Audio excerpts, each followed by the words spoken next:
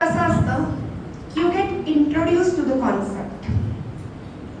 So maybe बी सरांच्या लेवलला सरांनी खूप हाय प्रश्न विचारले, म्हणजे कारण ते त्या स्टेजला आहेत की ते तेवढं अनालिसिस करू शकले. तुमच्या लेवलला तुम्हाला एवढंच क्लिक, म्हणजे if I would have been at your place, मला एवढंच कळलं असतं की जिनॉमिक्स हे जे काय आहे आणि मॅडमनी जी काही इंडस्ट्री सांगितली त्याच्यात डॉक्टर लोक फक्त ट्रीटमेंट देणार आहेत, and you people are the ones who are going to tell the doctor कि don't label this patient, he is allergic to drugs.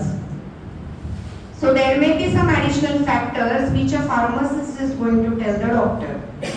Very frankly, me being a doctor and my brother being a pharmacist, I have a bit soft corner and bit extra love for the pharmaceutical field.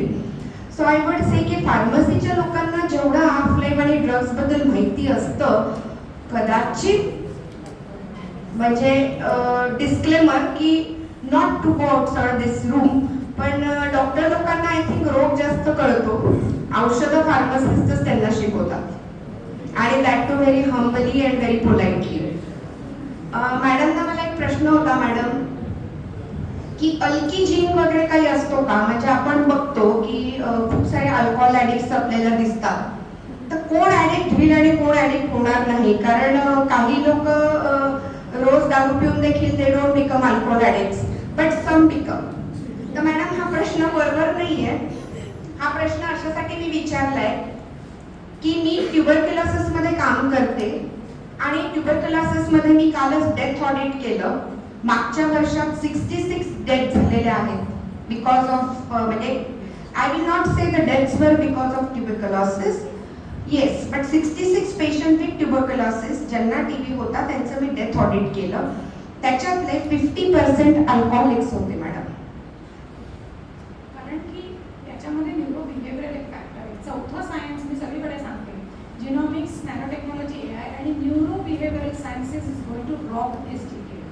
म्हणजे काय की कुठली तरी गोष्टीने depression येणार हे कोणी predict नाही करू शकत ना, की मला टीबी झालाय, मी आयसोलेटेडच व्हायला पाहिजे आणि मी कदाचित काय हे घेऊन जगणार.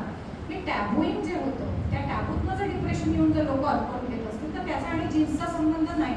पण जीन्सचा संबंध कुठे असू शकतो की साईड इफेक्ट, जसं की फिटल अल्कोहोल सिंड्रोम आहे, आणि त्याच्यामुळे जर आम्ही प्रेग्नन्सीमध्ये डिटेक्ट केलं की women is taking something and that is why foetus is getting affected, whether it is getting affected because of alcohol or because of some congenital birth disorder, हे disease करू शकतो. पण न्यूरो बिहेवियरल सायन्सेसमध्ये व्हेरिएशन्स खूप आहेत. म्हणजे एकदा तुम्ही ते अडिक्ट झाल्यानंतर because you have lost family support, you don't have a support, you are into that fail going down, आणि whether it is really because of alcohol death, because of cirrhosis, or whether it is because of TB. तेच मी मगाशी म्हणत होते की TB इतका विरळट होता म्हणून त्याची डेथ झाली, आणि दुसरा एकदम अल्कोहोल वगैरे घेतो टीबीतनं पण बाहेर घेतो. How do you know this? So त्याच्याशी जेनेटिकचा संबंध असल्यापेक्षा प्रिसाइजली कॉज ऑफ डेथ करण्यासाठी आत्ता तात्पुरतं वापरू शकतो. कारण की आपण जर फक्त अल्कोहोलिझम म्हणू टाकू नये, तर मग बाकी खूप जास्त गोष्टी, मॉर्फिन घेणारे लोक आहेत, लोक ड्रग्स घेणारे आहेत, तर ही टेंडन्सी ऑफ ॲडिक्शन तुम्ही जे म्हणताय की जेनेटिक्सने आयडेंटिफाय होईल का, it is a very area which is still in too primitive research.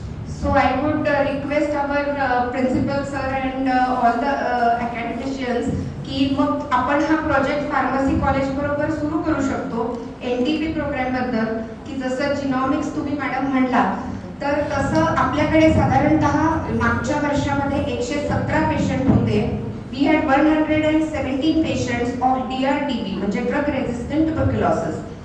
तर ह्या DRTB पेशंट्सचं जे आपण first line treatment, second line treatment, हे जे अशा ट्रीटमेंट्स दिल्या, तर त्याच्यामध्ये आम्हाला तुमच्यासारख्या स्टुडंट्सची गरज आहे जे डाटा अनालिसिस करतील. आणि सर आपण असं बघू शकतो की how the MOU can be done, wherein your students can be incorporated, किंवा त्यांचा जो रिसर्च असतो तर तो रिसर्च बेस, म्हणजे let's take baby step towards involving the pharmacy students into national tuberculosis elimination programme, wherein we can identify की कुठल्या पेशंटला ड्रग रेझिस्टंट TB बसू शकतो. ड्रग रेझिस्टंट इज नॉट की पहिले बेसिक ड्रग्स चुकीचे घेतल्यामुळे ड्रग रेझिस्टंट होतो. It is a particular strain. म्हणजे जर DRTBचा पेशंट तुमच्या ह्याच्यात आला, सानिध्यात आला, तर त्याच्यातनं सुद्धा DRTB होतो आणि DRTB मॅक्सिमम कॉमन हा मुंबईत सापडलेला आहे मॅडम. नाही, मुळात माहितीये का डिप्रेशन न्यूरोबिहेवियरल डिसऑर्डर्स का व्हायला लागल्या? कारण लोकांना प्रिसाइज कारण माहिती नाही. लोक खूप प्रिज्युडाइज आणि अशूम करतात. मला TB झाला, मग काय तू खाल्लेलंच नसशील, तू असाच, तू तसाच, तू तशीच. जेव्हा माणसाला कळतं की अरे माझी स्ट्रेनच रेझिस्टंट आहे, जेव्हा त्याला कारण कळतं तेव्हा तो सोल्युशनकडे जातो. आपल्या इथे त्याच्या आधीच प्रिज्युडाइजेस आणि टॅबू सुरू झाल्यामुळे ती डिप्रेशन असं प्रत्येक ठिकाणी प्रत्येक क्षेत्रामध्ये आहे. आणि म्हणून जेनेटिक्स तुम्हाला कुठे हेल्प करेल? जेनेटिक्स म्हणण्यापेक्षा प्रिसिजन, की तुम्हाला प्रत्यक्ष माणसाचा प्रवास जिथे त्याला आपल्या प्रश्नांची उत्तरं सापडतात तिथे तो समाधानी होतो. तोपर्यंत तो शोधतच राहतो, तोपर्यंत तो कमी जास्त एन्झायटी डिप्रेशनमध्ये असतो. So I will thank you madam. I will seize this opportunity की हा आपण नॅशनल ट्युबरक्युलोसिस एलिमिनेशन प्रोग्राम कडे आलेलो आहोत आणि I had been to KTHM college for the same programme.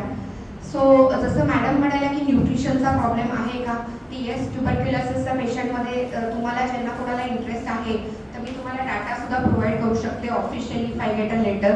Those of the students are interested can contact me through proper channel.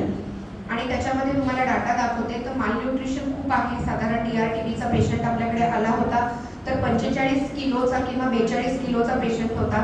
आम्ही तो successfully treat केला. मोर दॅन 18 to 24 मंथ्स त्याची treatment चालली.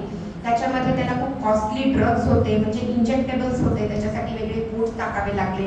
आपलं जे ड्रग रेजिस्टंट TB सेंटर आहे it is affiliated to Adgaon medical college. तिथं आपलं नोडल सेंटर असतं. सो त्या नोडल सेंटरमध्ये एक ग्रुप ऑफ डॉक्टर्स असतात, त्यांचं त्याप्रमाणे चाचणी होते.